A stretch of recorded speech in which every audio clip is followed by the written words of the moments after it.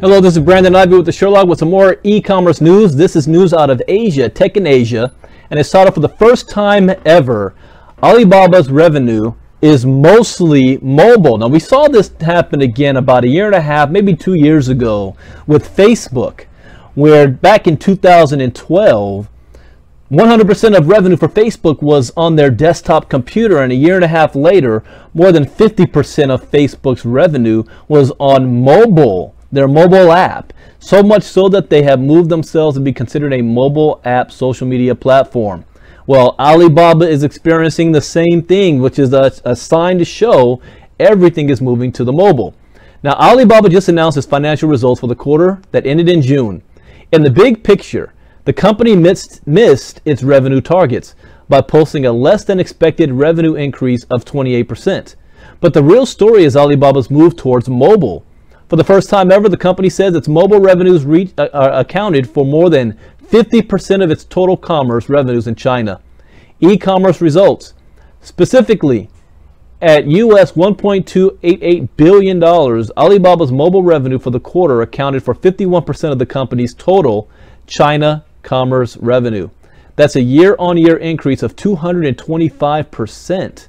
Alibaba says it has reached 307 million monthly active mobile users, and mobile spending in terms of gross merchandise volume, or GMV, reached $60 billion. That's a 125% year-on-year increase and accounts for 55% of the total spending on Alibaba's platforms in China. And it means that Alibaba's mobile users are spending on average of $195 per person per quarter, up from 159 half a year ago. Alibaba's mobile shoppers spent $60 billion this quarter. Since there are 307 million of them, that's an average of $195 per person. In total, spending on Alibaba's platforms reached $109 billion. The company says it now has 367 million active buyers, but those are annual active buyers. Not all of them necessarily made a purchase this quarter.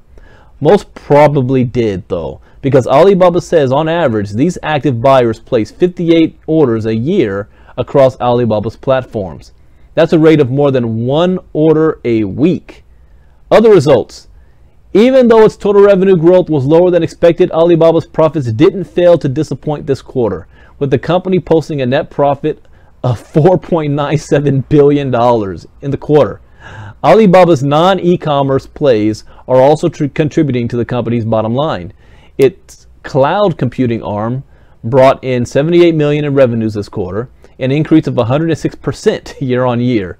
Its Cainiao Logics play is also doing well, with the pilot grocery delivery program in Beijing and Shanghai having increased sales 740% year on year.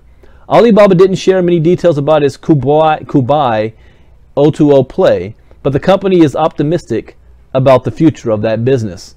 Finally, Alibaba announced a share repurchase plan that will see the company repurchasing up to $4 billion in its own shares over the next 2 years, primarily to offset dilution.